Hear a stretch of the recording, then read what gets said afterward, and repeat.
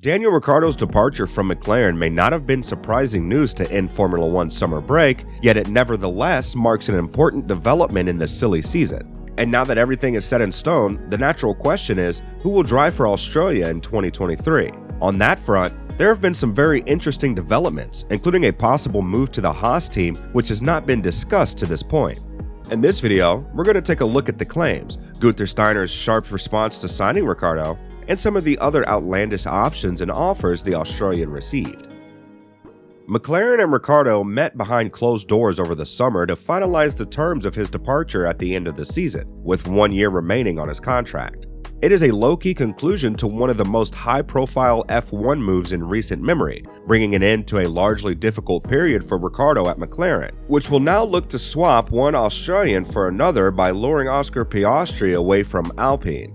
It also leaves Ricciardo weighing up his options for the future. He is a free agent in a driver market with very few valuable seats available in 2023. Despite his struggles over the last 2 years, he is still one of the most appealing options for teams in need of a driver.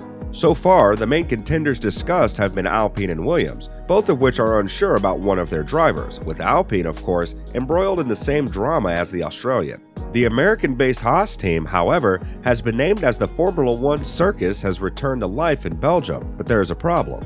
Ricciardo's departure from Red Bull for Renault seemed like a step back in 2019. So will he pull a similar stunt and join one of the smallest teams on the grid for next year? Flashes of speed this year demonstrate Haas' progress under the new regulations, revitalizing Kevin Magnussen's career and even bringing out some decent performances from Mick Schumacher. However, the gap between the two has made Schumacher's future uncertain, especially since Ferrari has no say over the seat currently held by its leading junior. Of course, it's a little more complicated than that, with Haas likely feeling a lot of pressure from the Italian team, even if they don't have the final say. However, Ricciardo is an undeniably appealing option. Nonetheless, Haas team principal Gunther Steiner has slammed the notion that the team wants to sign Daniel Ricciardo solely because the F1 race winner is now available for hire. Everybody thinks that now we have to take Daniel. Maybe we don't want Daniel. Why do you think he has left McLaren? We need to be careful here. It is not just about what you have done, it's about what you can do. He also believes it is incorrect to make assumptions about Mick Schumacher's seat, denying that anything has been set in stone. We all know who is on the market, and if you are now asking me for the next 15 minutes, have you spoken to this guy and this guy? Either I say no or yes. I speak with everybody. We see what we are going to do. Everybody assumes Mick is not here anymore next year. Also, that is not true. Everything is open still.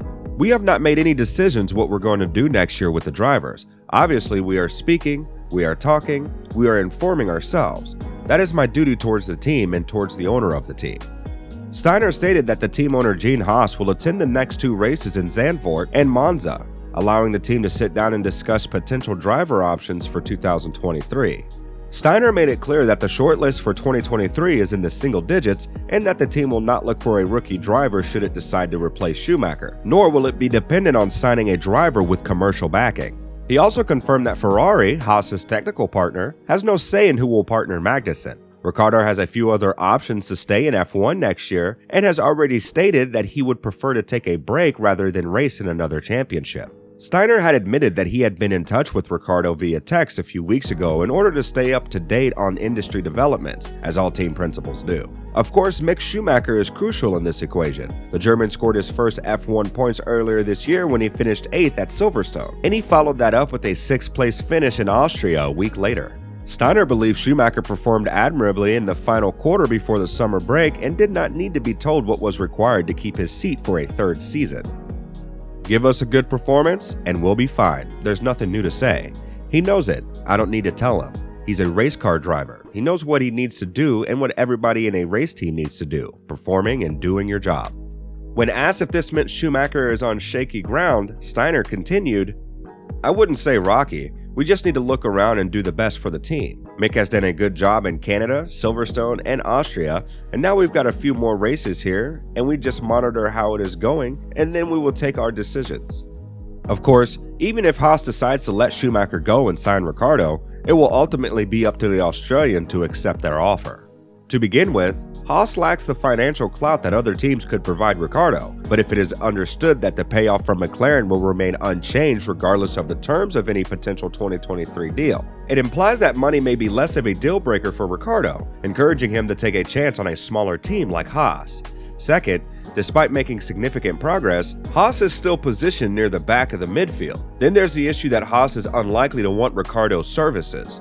The Australian burst onto the scene as one of the sport's most promising young drivers, peaking at Red Bull between 2014 and 2018, winning 7 races and finishing 3rd in the Drivers' Championship twice. He was even a match for Verstappen during their 3 seasons as Red Bull teammates, but that form has since deteriorated. And who better to assess that than his former employer, Red Bull team principal Christian Horner, who has pointed out that the Australian driver has slipped in recent years. We saw how close those guys were. Max has evolved since Daniel left the team, but Daniel on his day, he was right there. He put in some amazing performances, and we were sad to see him leave the team. His confidence has been sapped. We're used to seeing him on the podiums doing shoeies, messing around with that big smile. We don't see any of that anymore. So who will it be if not Haas? Well, the best option for the Australian seems to be Alpine. Of course, given the circumstances that led to Ricciardo's departure from Renault at the end of 2020 to join McLaren, a return just 2 years later would have seemed unthinkable. However, given the manner in which the recent saga has unfolded, in which Alpine may have let both Piastri and Fernando Alonso slip through its fingers in a matter of weeks, a reunion could be a marriage of confidence for both parties, a chance to prove everyone who dismissed them wrong. It's worth noting that a lot has changed at Instone since Ricciardo's last visit, and it goes beyond the team name and car color. The management of Renault's Works F1 operation has also been overhauled. Cyril Abiteboul, Alain Prost, and Marcin Budkowski have all left, with Otmar Szafnauer as team principal and Laurent Rossi as Alpine CEO now in charge. It would make a potential Ricciardo return more appealing to those who were disappointed by his surprise departure in 2020. He would also add a bit of sparkle and star power to the team's lineup, something that has been lost with Alonso's departure, as well as a lot of marketing appeal, which would be invaluable as Renault looks to grow the Alpine brand. Alpine is unquestionably Ricciardo's most competitive option in the future. The team is currently 4th in the constructors' standings and has been more consistent recently than McLaren. Surprisingly, it would be a step up the competitive order for Ricciardo, as well as a move to a works outfit. However, it should be noted that Piastri is still Alpine's planned driver for 2023.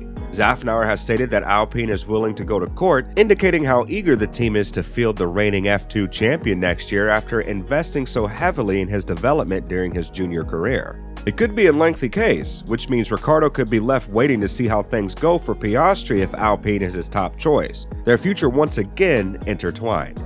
So what do you think it will be? Will Ricciardo end up moving down the pecking order again and signing with Haas? Given his recent poor form, would the team even want him? What about a drive with Alpine? Will the two be reunited once again? Let us know in the comment section down below. And if you enjoyed the video, consider liking and subscribing. It helps us out a lot.